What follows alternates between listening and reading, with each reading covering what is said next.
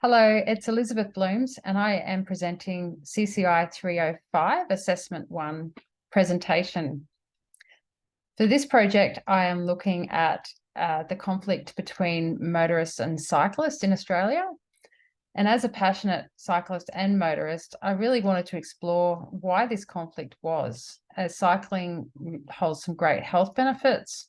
It reduces traffic congestion and really helps our environment. I love cycling because it helps with my mental health and it provides a sense of freedom. But on the flip side, I've had lots of negative experiences with motorists that it sometimes deters me from cycling at all. So I wondered, how can we solve this problem? So in some of my research, which when we start looking at why motorists hate cyclists, was vast, and these are just some of the reasons that cyclists should pay registration on the road. They don't like cyclists that don't use the designated bike paths. Why do they have to wear lycra? The list goes on.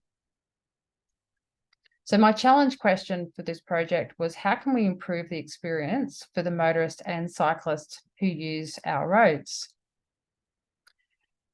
And the reason I chose this question is what I'm going to cover next. It's really personal for me. I started cycling in 2016. So for me, I was able to get to places very quickly. I was able to explore, which I love, and I was able to take photographs, which I enjoy doing as well. And so the love affair started. It's also personal because there has been cycling fatalities that sometimes hit close to home, especially when there's someone that you may know through an acquaintance, or they've been killed on a road that you love to ride on. And in Australia, we've had on average about 39 deaths per year. I also chose this project because the current solutions aren't working. So our bikeways or our infrastructure,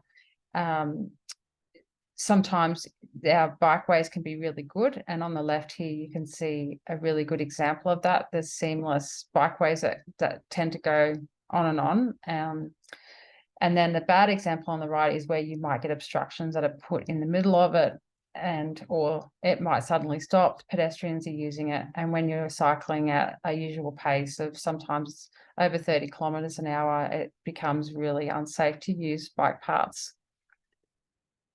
The other solutions that aren't always working are some of our campaigns, which I think our cyclists are picking up and reading for safety, but they're more geared towards the cyclist.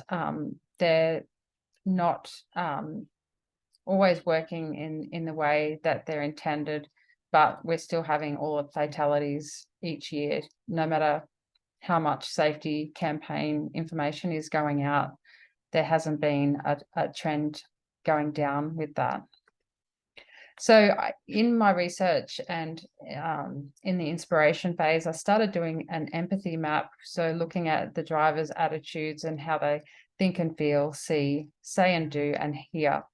And so some of these items on the empathy map then fed into my the pains and gains, and really offered insights into how they see it. And it is really a two-way street. There equally needs some representation. So what do I want to resolve? I want to create awareness of the current issues and road culture using a human-centered, design-led project. I want to promote congruity between motorists and cyclists sharing the road, and provide some possible solutions where empathy and kindness can be nurtured.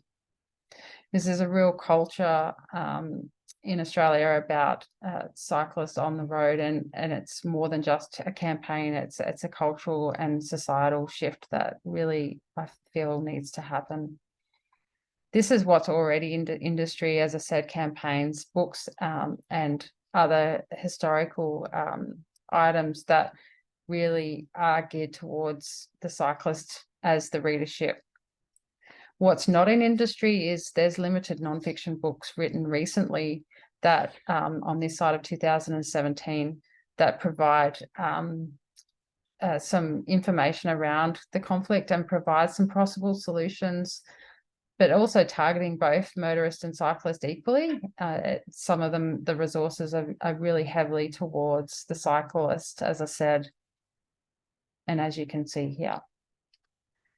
So my creative idea is a book called I Hate Cyclists, which aims at both the motorists and cyclists equally. I'm sure both would pick it up if it said that on the cover as its target audience.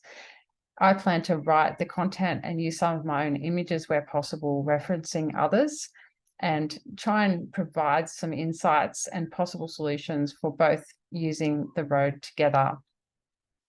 So this is some of the content that I hope to put into the project. So how are our roads maintained? You know, it's really our house rates that pay for a lot of road maintenance.